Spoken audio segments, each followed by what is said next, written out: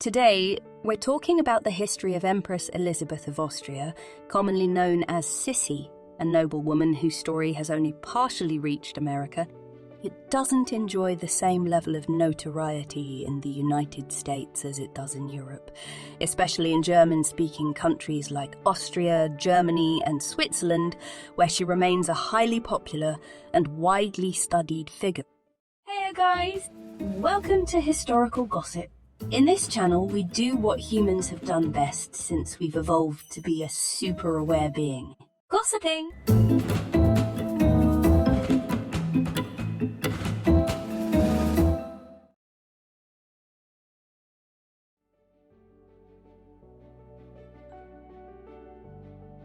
The obsession with beauty, Sissi's depressive state, led her to focus more and more on her appearance. She put all her energy into trying to stay young, beautiful, and slim in an impossible quest. Her most serious flaw was her bad teeth. Aware of these unacceptable imperfections, she avoided speaking as much as possible or spoke in such a low voice as to make herself almost incomprehensible. After the age of 30, we no longer have any testimonies of her face.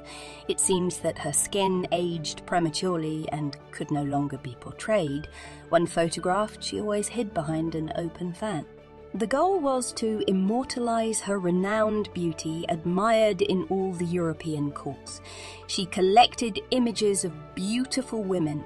Royal ambassadors from all over the world sent her these photos upon her request.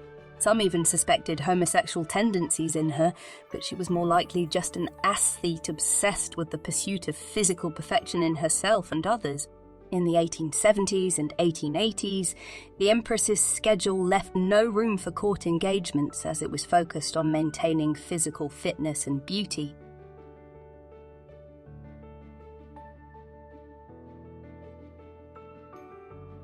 She woke up at 5:30 every morning and took a 30-minute, invigorating bath in icy water. Indeed, her lady-in-waiting had the task of filling her bathtub with water and ice. Then, at 3, she began her 3 hours of daily gymnastics with what we would now call her personal trainer. The physical exercise continued with 5 more hours of horseback riding. She used drastic methods to maintain her figure at the cost of her health. She wore a tightly laced corset, almost suffocating, to reduce her waistline to less than 50 centimeters. The lacing and stiffening process could take up to an hour. Getting fully dressed also took her 3 hours. The tight corset caused respiratory problems and frequent fainting spells.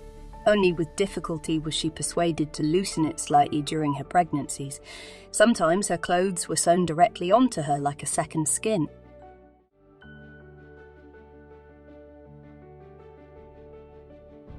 She was constantly in motion. When not riding, she ran or engaged in continuous exercise to burn calories. Gyms were set up in all the palaces she stayed in, including bars and rings. For a certain period, she even maintained a first-class stable. She tried never to sit down, not even during the audiences she held at the palace. She had sofas and armchairs removed from the rooms to stay on her feet and walk as much as possible, even within the palace wall. Sometimes her tutors were received while she was hanging like a circus act, from the rings until she finished her exercise routine. She couldn't stop and also forced her lady-in-waiting to accompany her on endless and frenetic daily walks that lasted at least 7-8 hours. The vast majority of her ladies-in-waiting couldn't keep up with her pace and were forced to finish the walk in a carriage.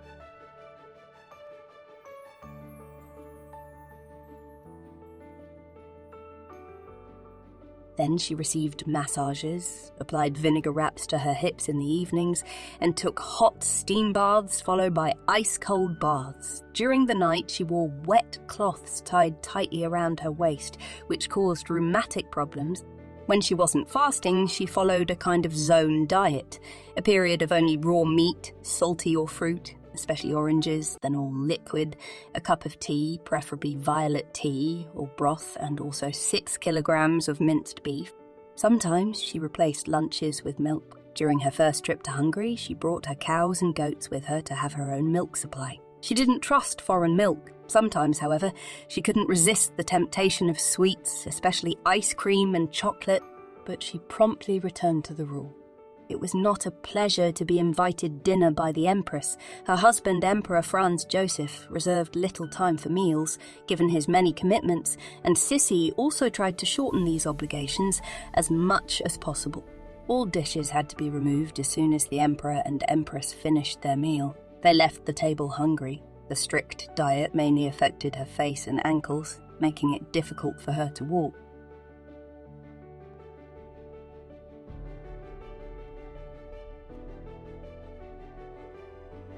At times, her beauty began to fade.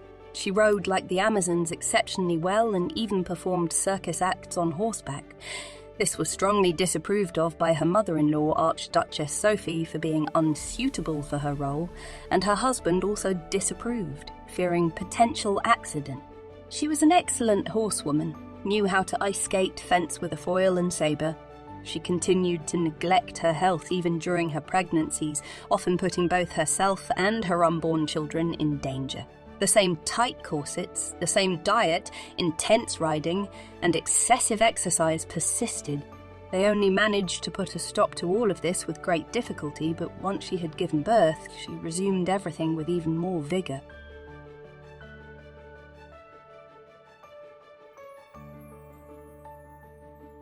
She dedicated a lot of care to her hair, which she wore long down to her ankles. Her hairdresser also served as her confidant and was responsible for measuring her waist, hips and calves in centimetres, noting them along with her weight in a diary that has been preserved to this day. Sometimes this measurement process was repeated 3 times a day. She was around 69 inches tall and weighed around 105 pounds. Her hair alone weighed about 11 pounds and frequently caused her migraines. However, her children loved her hair and she allowed them to play with her locks while she sat, as if they were a carpet. She spent 3 hours on the daily care of her hair and styling, not to mention when she shampooed it. The whole operation took an entire day and was repeated every 3 weeks. The shampoo consisted of 30 egg yolks and a whole bottle of cognac, left on for an hour like a mask to dry her long hair. She spent the whole day in front of an open window or a fireplace, avoiding leaving the house until evening. During the long treatments, she couldn't be disturbed. Court engagements did not find a place in her day. The falling of every hair during the long brushing was painful for her. The dead hairs had to be presented to her on a silver tray. If there were too many, the poor hairdresser was the scapegoat. Sometimes, to avoid punishment, the hairdresser hid the hairs that remained on the comb from the Empress's view. With a small trick, she made them disappear on an adhesive tape attached to her apron, without getting caught. Often, the hair was decorated with precious stones, such as diamonds. Due to the frequent migraine attacks caused by the weight of her hair, she hung her long locks on the chandelier for some time before going to bed to rest her head.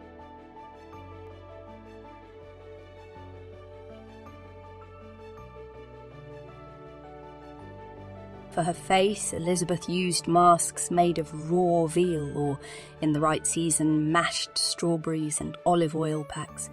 For her body, she sometimes took baths with the milk from her goats, adding honey or warm olive oil. She liked to experiment, and the recipes for the baths and masks were often her inventions. The creams, however, were developed by court pharmacists. One of them was based on lard, snails, and mallow roots.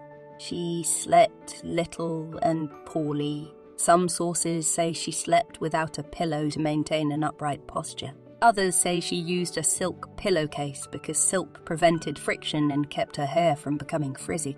She always slept in the same position, supine with her hair spread across her chest to avoid damaging her mane. She spent part of the night reading or writing to vent her frustration.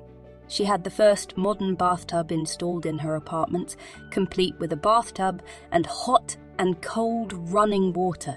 She never wore perfume because she was convinced it aged the skin. And you guys, do any of you have a strict beauty regime that you follow?